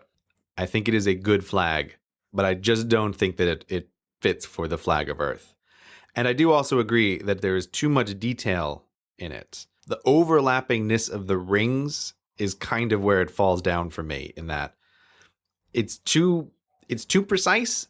And I think particularly for a flag for Earth, I feel like it needs to be crystal clear at a distance. And there's just too much on this one. Like I tried It's to, a bit too fussy. It's a bit too fussy. yeah, and if you, a perfect example for me is on the website itself, if you're looking at it in the browser, I don't know if you have it open right now. I do. I have open now, yeah. Does your browser have, or if you're in Chrome, you'll see it'll have the favorite icon, on the top of the browser where it shows like a little picture that represents the whole page? Yeah, I can see that. And you lose all the detail. Right? Yeah. To me, of the flag of Earth, it has to be distinct at that, I think it's like 32 pixels by 32 pixels fave icon size. And it is not distinct at that size on the web page. I will say, when you start seeing it, because it's been on this website, it's been rendered in various locations, like on astronaut uniforms and meeting halls and things like that. It does start to look a little bit corporate and like it was designed by the European Union. Like it does go a bit far down that path. I will give you that. But the American flag, that most iconic of flags, is incredibly fussy. Like a little kid could never draw that. I mean, we must have discussed this before. I'm not a fan of the American flag. Oh, okay. I think the American flag is way too busy, and is kind of hideous. It works for America, but I am not a big fan of the American flag. I know why there's 13 stripes, but 13 stripes is too many. 50 stars, I mean, come on, who are you kidding? Yeah. And when it eventually gets to 51, it's going to be hideous for everybody who likes things neatly arranged. It's funny because on the very last picture on this page is the Earth flag next to the American flag, and I feel like they both suffer from the same design problem in my mind of it's like too much going on this flag. But I know that from a distance, Earth is mostly blue and white. But I think if you have humans making a flag about Earth that they are planting on other planets and using to represent themselves, you have to have it be blue and green at the very minimum. Like there needs to be a green design element. And if you don't have that, I feel like I'm not going to get on board with your Earth flag. There has to be green on it. Otherwise, I'm not getting on board with this. I initially thought that and was really surprised at first when I didn't see green on it. And my thinking on that has changed. And I think it doesn't need green on it. But I understand why you say that. But I think you're showing a kind of a prejudice. I'm showing some land mammal centrism here is what I'm doing. Well, no, fair enough. It is a flag designed by humans, like you said. But I just think that it doesn't need that. I think that would almost be cliche. Because at first I thought, oh, well, clearly it's going to have a globe or some kind of thing, or like a round object to represent our planet floating in space. But then it occurred to me, if all the planets in the universe had flags, they would all be planets. They would all think they were special because they were a sphere floating in space. And that's not what makes us special. And likewise, like life and plant life and things like that are probably also not what makes us special. What does make us special? I don't know. Do the 7 rings represent the fact we're loosely arranged into 7 continents? I don't know. But if so, okay, that's unique. That's something unique to us in a way. And I think the flag should project what we think is unique about us compared to what other planets may be like, as opposed to just being a planet. If you want it to be what's unique about us, then it should be a flag of a monkey. That's what's going to actually be unique about our planet versus other planets. I totally agree with you that if we're having some kind of united federation of planets, everybody's going to show up with their circle on a black background with the colors of their planet flag. It's like, oh, this is embarrassing for everybody. Oh, what a shame. So yes, I agree with you that the most obvious thing cannot possibly actually be the choice, especially if we're going to run into other civilizations. Then it's just like, oh, this doesn't work at all. Yeah. And that also does increase incredibly the likelihood that they're going to be blue and green combinations. Yeah. Green has to do with photosynthesis. That's not going to be an unusual color out there in the universe. It is not an easy project. And what I was trying to look up while we were talking, and I almost can't believe it, but as I have mentioned many times before, one of my favorite subreddits is the Vexillology subreddit. And one of the things they do that I adore is almost every month they have a design competition for flags. Yeah. And they often just pick some kind of interesting and arbitrary contest. So they'll say, make a flag for the internet or make a flag for this other thing. And I was trying to find it. I almost can't believe that they haven't done it, but I can't just Googling around find a vexillology contest for a flag for Earth. I will put it in the show notes if I find it later, but I would love to see what the people at Vexillology come up with, because they come up with just great flag designs sometimes for all kinds of things. And as soon as you see it, you think, yes, that is perfect. Like you've designed a better flag for Reddit than Reddit could ever design for Reddit. Or yes, this is a great flag for the internet. Or yes, this is a perfect flag for Antarctica. What about a flag for Hello Internet? I believe it's a gray flag with the words hi. No, because you wouldn't allow words on a flag. So how are we going to get around that? I mean, obviously it has to be grey, coloured. Yeah. Because you shoehorned that branding in before we even launched. So I never, You approved of the logo before we launched. I sent you some designs. You didn't have any alternatives. No. There was no shoehorning. No, I know. I would be very curious to see what the internet can come up with alternative flags for Hello Internet. I do agree that the letters are problematic. Yeah. But our show has almost literally no other design elements. Yeah, and I think Hello Internet has become so big now that it probably even transcends conventional flag design rules. Yes, that's true. That's definitely true. It's a worldwide phenomenon. Yeah. So just before we leave this world flag thing, can you give me any more ideas about what a grey designed world flag would look like? I know you don't claim to be the world's strongest designer, but I've said before, this is why I am very interested in design, is precisely because I am not good at it. And on the occasions that I have tried to do stuff like this, it always turns out comically childish. And that is why the art style in my videos is often comically childish. It's not like, this is not like, one of my favorite people on the internet is Ali Brosh, who does an excellent website called Hyperbole and a Half, which is filled with brilliant writing. And she has an art style that is very childish, but it is intentionally childish. And she occasionally posts her actual artwork, and it is phenomenal. Whereas my childish artwork is actually the peak of my abilities. Like, I'm concentrating really hard and sticking out my tongue like while I'm trying to draw these things perfectly. And this is actually the apex of my ability. So I could not come up with anything better than this flag of planet Earth design. All I can be is a real grump and just sit here and say, no, thumbs down. I don't like that. Yeah. And then they say, where's your better flag? And I go, I don't have one. That's all that happens. Well, I'm giving a surprising thumbs up. I didn't want to like it, and I did. Now, I was sent another flag link during the week because a TED Talk by Roman Mars, who is the host of 99% Invisible podcast, which I haven't listened to much, but I know you like. Yes, I highly recommend it. He did a TED Talk about flags, and I don't really watch many TED Talks just because they're a bit too long. They're like 17 minutes is more than I'm usually willing to spare in a day. Mm-hmm. But so many people had sent it to me, and I knew we were going to talk about flags on the podcast that I bit the bullet, and I thought, okay, I'll start watching it. It turns out it was a fabulous talk. I really recommend it. I really enjoyed it. We'll put the link in the show notes. But the one thing that did strike me was it was almost like a mirror image. So wait, stop here for a second. Okay. Stop here for a second. I'm stopping. I've stopped. Because I have not watched this video. Okay. And I have not watched this video for a very particular reason. Okay. Which is that I totally love the 99% Invisible podcast. It is excellent. Roman Mars does an amazing job. But I have to say, when I saw all of this stuff coming out on Twitter, I was absolutely crushed because my intended video for this month was called How to Design a Flag. Right.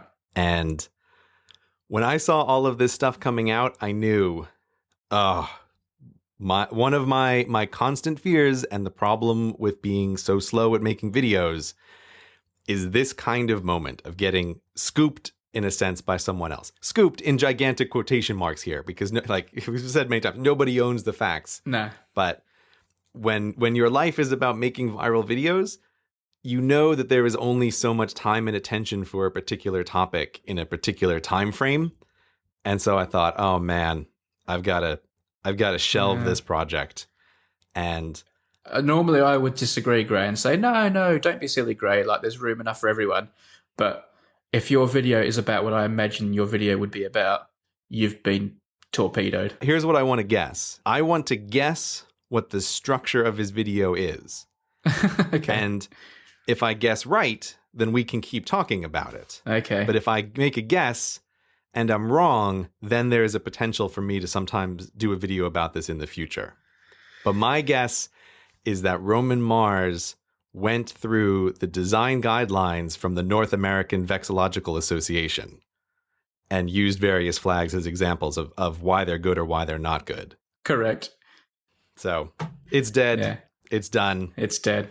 I'm sorry, mate. It was crushing, and I've actually been kind of floundering the last 2 weeks or so trying to figure out what I'm going to be working on as my next project. Yeah. And I was like, oh man, if this had just been a little longer, I could have scooped it. I could have beaten it. Yeah. But I mean, I can imagine what your video would be like based on our extensive talk about flags in a previous podcast. Like, you know, because you talked about a lot of those things, and I imagine a lot of those things you said would inform your video.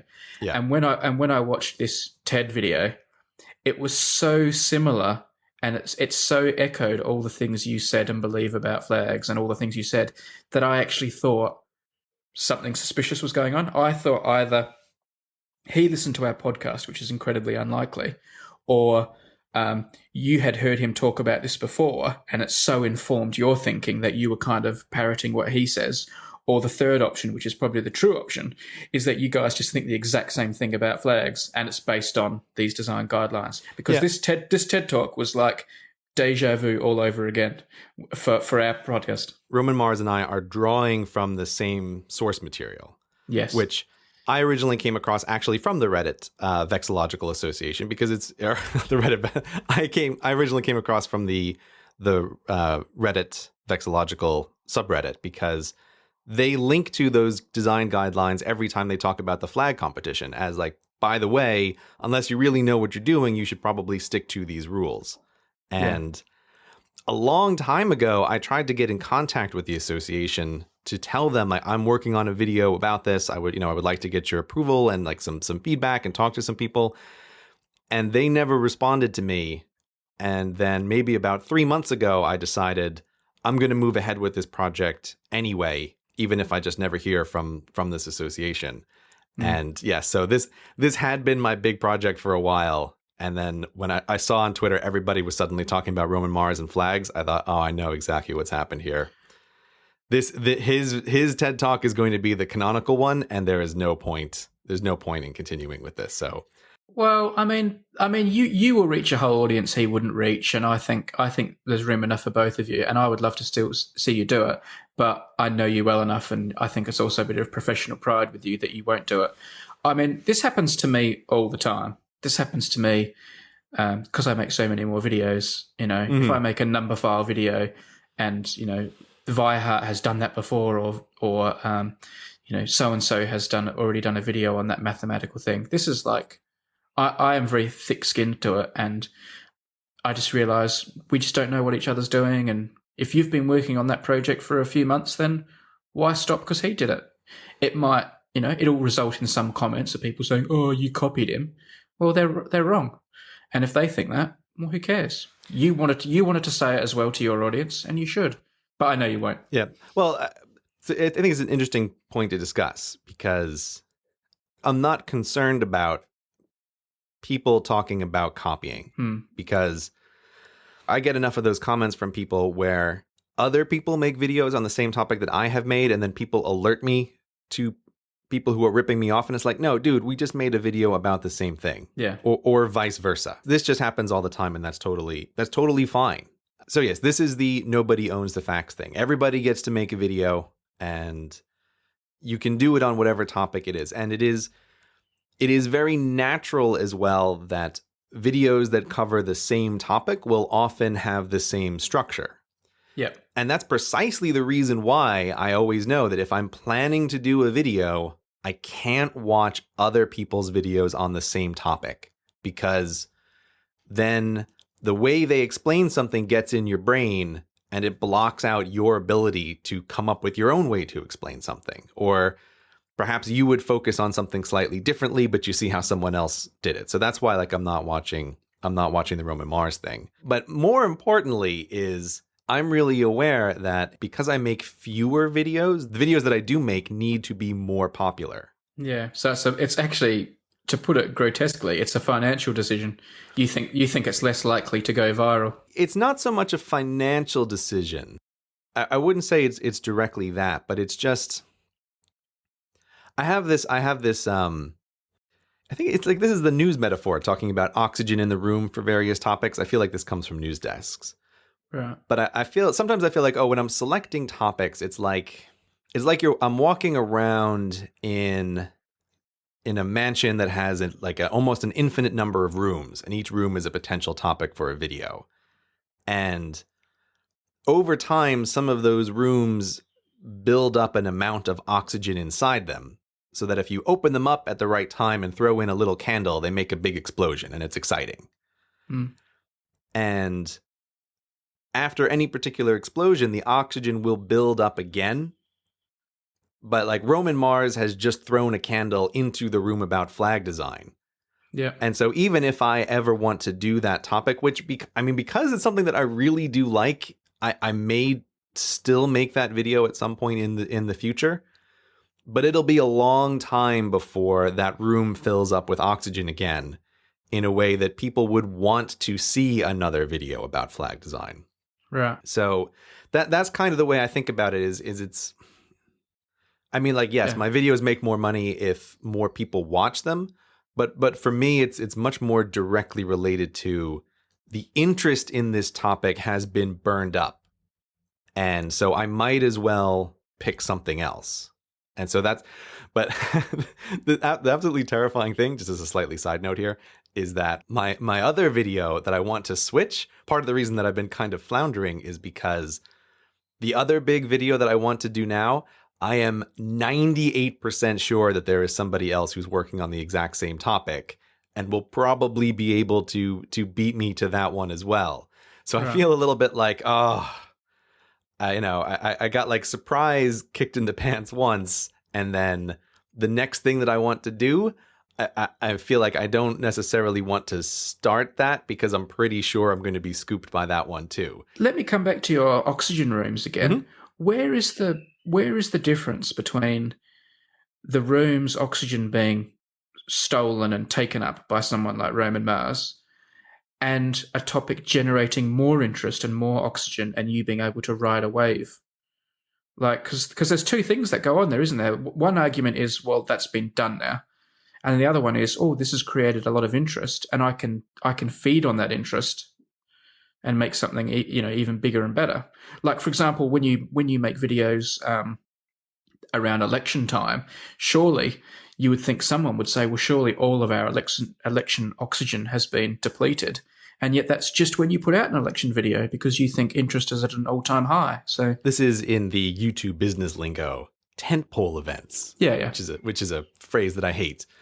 But yes, the idea of big events that lots of people want to make videos about. Yeah. And in my view, what those are is the analogy doesn't work perfectly, but in some ways they are rooms that are so big that they can't possibly explode all at once. Yeah. Right. So there's room for multiple explosions because there's just like an enormous amount of interest in them. And there's a lot of extra heat in there because of all those candles. Yes. So there's a lot. Yeah. There's a lot going on. But what has been the case sometimes when talking with other creators is you're also aware that even around big events like that, if everybody's working on something, you still want people to each have a different angle on a thing. Yeah. And everybody can't quite do the exact same topic. That then just because like, well, one of them will end up becoming the main video about this thing and the others end up looking like pale imitations. Even though that's not necessarily really the case, it's just kind of by chance which one happens to be the one that catches on. The reason why I wanted to guess about what Roman Mars did is because I thought that that's probably what he would do. And so if I were to do a video about flags right now, I would have to pick a very different angle or a very different way to do it. But again, because I work so slowly, that's not something that I can basically do and turn around before the end of the month. Yeah. I have to say, it was kind of depressing because so many people on Twitter were like, you must be so excited about this video on flags. Like endless tweets from people saying, why don't you watch Roman Mars thing? It's amazing. And all I was like sitting at home, drinking myself into oblivion. No. Like, oh, there are those months of work, right? Just down the toilet, like flushing it away. I just want to be really clear here. Roman Mars, on the off chance that you're listening, you do an amazing podcast, and this is nothing against you personally. And your TED Talk was really good. I assume that your TED Talk was really awesome. And if you ripped it off from our earlier podcast where Gray talked about the guidelines, then shame on you. Yeah, but there's no way he did. Like No, I I said, know. we were both pulling from the same source. Yeah. So I'm not the person doing that video that you're worried about being scooped on the other thing, am I? No, that's not you. That's not you. Okay, cool. Because you could tell me. I would talk to you about it, yeah. Yeah, okay, cool. I'm thinking about all the things I'm making videos about at the moment. I'm thinking there's no way Gray would make a video about any of them. I guarantee you it's not the thing. It's not the thing that you're thinking of. But the problem is it's a video I've been wanting to make for years and years and have been collecting research on for years and years. And so It's like, oh God, I don't like the same situation is going to happen again. And I just so I'm having a hard time kind of picking. I'm working on a very small project that's not really related to anything, but I need another main video, and I'm kind of having a hard time selecting the next topic right now. Well, why don't we just do like a couple of extra podcasts instead? Yeah, that's a possibility. Or I could ask the internet, and they could vote on what my next topic would be, and I would promise to do it.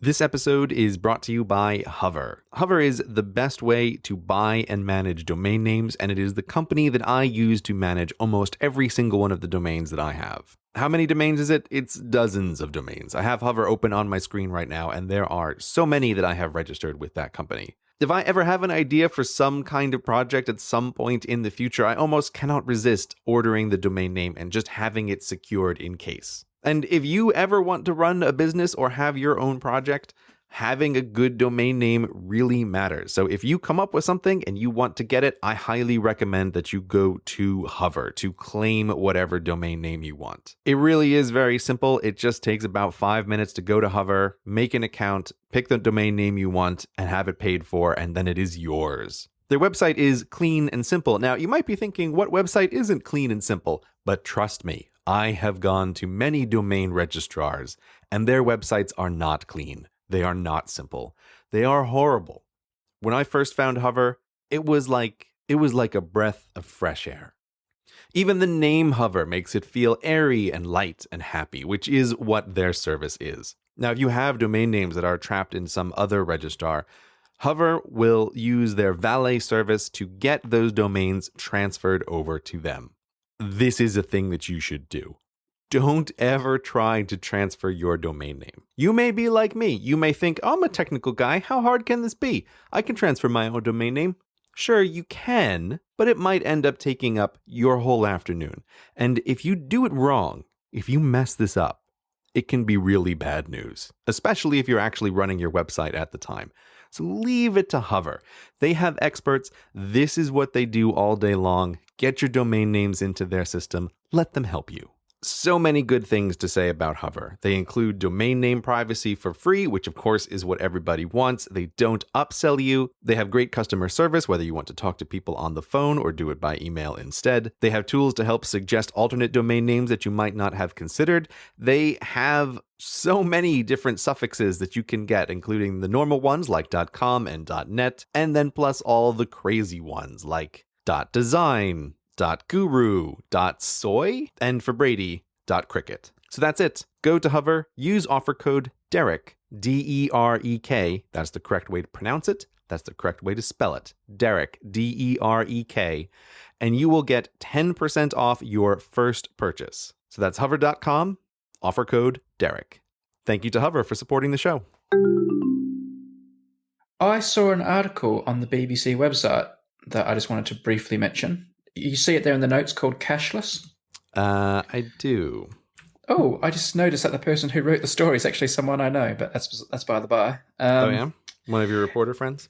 Well, it's a long story, but yeah, kind of, yeah. Mm-hmm. So it said, the article basically said that, I'm assuming this is just in the UK, that cashless payments had overtaken the use of notes and coins for the first time. Mm-hmm.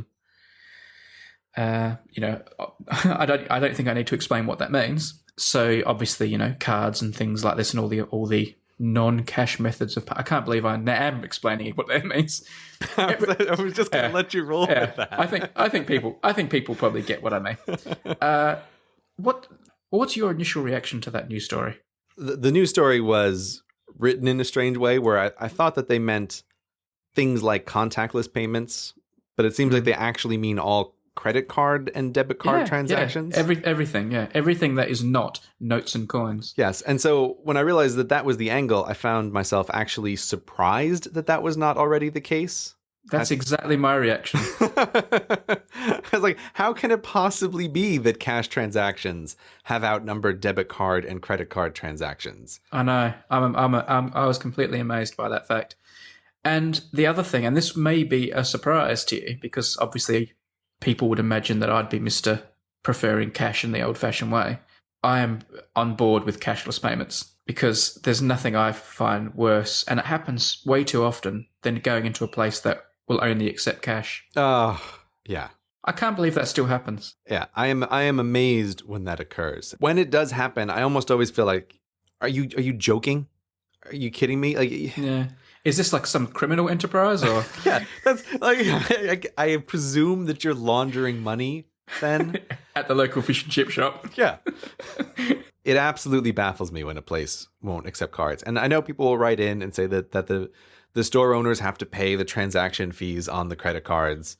Yeah. But I cannot believe that they're not missing out on more money than they would otherwise. Well, no, because by the time you find out, it's normally too late. But I guess you think that people won't go back next time. But I'm thinking, well, people don't go back next time. Or if I see the sign that says cash only, 9 out of 10 times, I don't really have any cash on me. Yeah. So I can't actually go. That's true, actually, yeah. More interestingly, and I think a little bit not so great, though, is people, when they use credit or debit cards, will spend more. So it's not necessarily that more customers arrive because you are using a credit card, but it is much more likely that a person adds a small amount to their pre-existing order when they're using credit cards or debit cards. People's brains treat physical cash like no other form of exchange. Yeah. It's much more real. And so if you're asking people to part with notes and coins, they are much more parsimonious than if they're just using a credit or a debit card. I bet online shopping's the next level up too, because sometimes if I'm on Amazon, I'll just start going crazy chucking stuff in the basket. Yeah. What does that matter? Because then it doesn't even feel real. And Amazon gets you with their one-click button. It's like, oh, I fell on my computer and I bought, a $200 thing. It's like, wait, I didn't even mean to. Like, nope, it's already been shipped to your door. Ding dong, right there it is. I was telling you earlier off air, but that happened to me today. I was mentioning it. Yeah, I was going for an impulse buy today. And it was like, it was expensive. It was an expensive thing. It was £200. Mm-hmm. And I clicked to buy it. I think I was buying it through PayPal because that's even less real money than normal money. And I made the purchase and I was like, oh, that's good. Then I went off and watched some cricket and did some work. And then I came back and opened my browser and it turns out the transaction hadn't gone through. Like something had failed and some error message had come up. Mm-hmm. And I looked at that and thought, actually, I didn't even want that thing. Right. And didn't buy it. So it was like I got saved by, and it makes me wonder how often that would happen if 2 hours later someone came up to you and said, "Oh, you sure you want to do that?"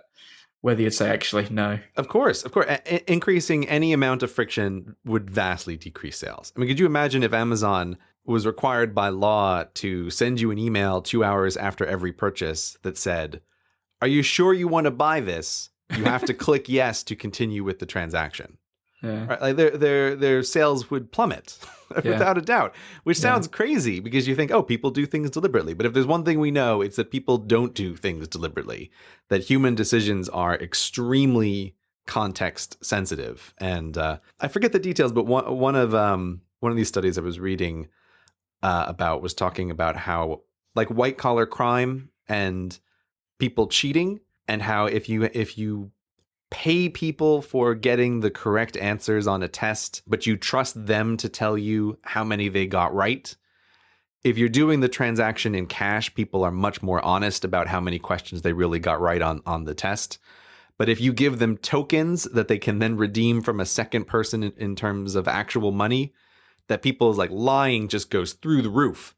That if you put any kind of level of indirection between the cash money and the person, that it makes people just think of it like it's less real. Like, oh, I'm not really scamming this person out of dollars. I'm scamming them out of tokens. And those tokens can turn into dollars, but it's totally different. I wonder if casinos have that problem with their chips. This is precisely why every video game and every gambling establishment wants you to convert dollars into their own crazy currency before actually spending money. So you're not saying, oh, your money getting hoovered down a chute. That's exactly right. Video games are kind of the worst at this, or, just lots of other websites. They want you to have some kind of secondary currency. And it's because they know people are way more likely to spend it. Or it's like consumer loyalty points, all this kind of secondary currency stuff. Your brain just treats really differently. Always be suspicious when people want you to convert your actual money into some kind of other form of exchangeable money that is their own proprietary thing, like chips in a casino. That comment you made before about if Amazon sent you the email later saying, are you sure you want to buy this, did remind me of another thought I had just earlier this week, actually. Mm-hmm. I was thinking about, telethons, like where they used to do them on, well, they still do them on TV. They'll have like a big night on TV, like on the BBC, and they'll have like comedians or sports stars and all that, and they're all trying to raise money for an event, like Africa, starving people in Africa or something, mm-hmm. and they'll be all night saying, give money, and these days you'll send a text message or you'll go online and you'll give money, and at the end of the night they say, hey, we've raised £36 million. Isn't that fantastic? And it is fantastic. It's a really good thing. The thing I was wondering is, what was it like in the olden days when you and I were young, when those shows used to be on? Because when those shows used to be on, and some of our younger viewers won't know this, you used to just ring up and pledge what you would donate. You'd say, I'm going to give $10, and they would add that to the list. And then at the end of the night, they would say, hey, everyone, we've raised $36 million or pounds or whatever. But then you had to, the next day or over time, go and give that money somehow, like, because you couldn't do it over the phone, and, you had to go and give the money at some place. And they would always say, don't forget what your pledge was and make sure you go and give that money tomorrow. I would love to know how many people actually saw through their commitment after saying, I'm going to give this money. If the next day they had to give it when they weren't watching the emotional videos of, people in distress in faraway lands, if they still gave. The drop-off rate must have been enormous. And I would expect from two things. One, people just not following through. So maybe 50% of people just don't follow through. Yeah. And I would also be very willing to bet that of the people who follow through, a big percentage of them give less than they pledged. Yeah. Right. So, I'll give $20, and then they actually give $5. Yeah. So I'm sure that it just must have been a huge drop off. I mean, it's interesting because on some of the fundraising platforms, they advise you, if you're doing like a one-time fundraiser or ongoing fundraiser, the usual advice that I've seen is to be aware that at least you can expect 10% failure rate when we actually go to charge everybody's credit cards. Yeah. This system couldn't be any easier, right? People put in their credit card information. It's there. It's fine. But then when like the Kickstarter project finishes, right off the bat, you've lost 10% of the promised revenue because the credit card transactions don't go through. Yeah. So I figure that's the best case scenario. And if that's about 10%, those TV telethons, yeah, I wouldn't be surprised if it was just a majority of the people don't actually follow through on their pledge. But I would love to know actual numbers. I would love to know actual numbers. I have purchased, and you can hear it here, Getting Things Done, The Art of Stress-Free Productivity by David Allen, which for those of you who've never listened to the podcast before, because only those people won't know what this book is. Yeah. This book is Gray's life-changing Bible that turned him from a mere mortal to the efficiency robot that we have before us now. And while it is previous, I would not describe it that way. I just did. And while it has already been stated by none other than Gray himself that I am beyond saving and this book cannot save me, I agree with that. But I've decided I'm going to have a look at it anyway, just to give me a greater insight into the mind of Gray. Mm-hmm. So I'm going to attempt to read it. Mm-hmm. I may even make notes. One of the reasons I bought the paper version was that I could scribble notes on the pages as I read it for questions for you. Mm-hmm. And then hopefully, I actually haven't read a single page yet, so I don't know how successful I'll be. But hopefully, maybe the next podcast, maybe one after, I don't know. At some point in our future, I intend to ask Gray questions about this book. And if you want to have read it already, you have that option. It will not be necessary. It will not be required reading, but it may increase or decrease your pleasure of the podcast at the time. I'm giving you, the listeners, that option. I already saw you tweeting today about how you bought this book and that you haven't read it at all. Yeah. Which is pretty standard order of operations for, let me go and buy a book about productivity. And, I feel really great. I feel so great, I can take the rest of the afternoon off. So my suggestion is that we actually try to set a deadline of talking about it for the next show. Okay. And Deal. This is actually for the both of us because you, I understand, have bought the new edition. David Allen just happened to come out with a new 10th or 11th anniversary edition of the book. Mm-hmm. And I have been intending to reread Getting Things Done for a whole bunch of reasons for like a year and a half now, and I haven't done it either. So I could use the deadline, and I think you need the deadline. And so this can definitely be homework for next time for the listeners.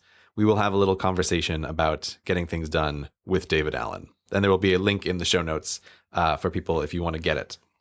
I asked you if you thought I should get the audiobook, because one way I could deal with this is on my new sort of fitness drive. I could listen to it while I'm out going for runs. But I suspected this isn't one that would translate as well to audiobook, and you kind of agreed. The link that I will put in the show notes will be to Amazon. I listen to a lot of audiobooks, and I read as well, and I'm keenly aware that some books are better in one format or another. Some audiobooks are better as audiobooks, and some are worse. But I think that a book like Getting Things Done doesn't translate well into audiobook format, because if you're really serious about it, there are things that you have to do as you're going through the book. And in audiobook format, it becomes a bit more like entertainment, right? I'm listening to this to be entertained. When I'm reading stuff that I want to have an effect or to change my life in a particular way, I will often prefer to read it on the page, because I think actually having it be a little bit more difficult to read on the page as opposed to someone just reading it to you can, like, that difficulty actually makes you focus on it more. I thought you were favoring the sort of the eyeball version as opposed to the ear version, was because it's very listy and very flowcharty. But it's not because of that. It's just because you have to stop and make notes and do little things. There are a couple of points in the book where I think it is genuinely useful to do what he suggests doing. And it's don't get me wrong. This is not, there's a certain kind of genre of book that I absolutely hate, where they have a little exercise at the end of every chapter. And I loathe that stuff. I think that stuff is totally gimmicky. There's only one or two things in this book that I actually think are moments when you should do something. But it is also a book that it is much more just to be actively thought about as opposed to listened to. So Okay. I really like audiobooks for books that are about a particular topic. Yeah. And I will listen to audiobooks for fiction. But for a book like this, which is I actually want to really try to change something about my life, I think it is worth deliberately sitting down and having a pen so you can make notes or underline sections or, write some stuff down on an additional sheet of paper. Will Audible a sponsor of this episode? That's a good question. I greatly prefer our method of not knowing who the sponsors are. I think this is a good because I feel like people are not always aware of this. No. That we don't know who the sponsors are when we're recording the podcast, and we don't do the sponsors until afterward. Yeah. And Audible is a sponsor of this podcast. Well, people will have already heard from them. We'll have to decide who's doing what after the end of this show. Oh, well, the people listening already know what we decided. This is the worst way to end a conversation on a podcast ever. I love it. I love that they are more powerful than us right now. Like, I almost feel like I feel subservient to them at the moment because they know something I don't know. They're not more powerful. They're just in the future. Well, that kind of does make you more powerful, doesn't it? I guess, but they're not more powerful right now. They're existing somewhere in the world as we are recording this. Yeah, I mean, they don't even know we're recording this. I mean, they're nothing to us right now. See, you swing in these wild extremes. The listeners, they're vastly more powerful. And then suddenly the listeners, they're nothing.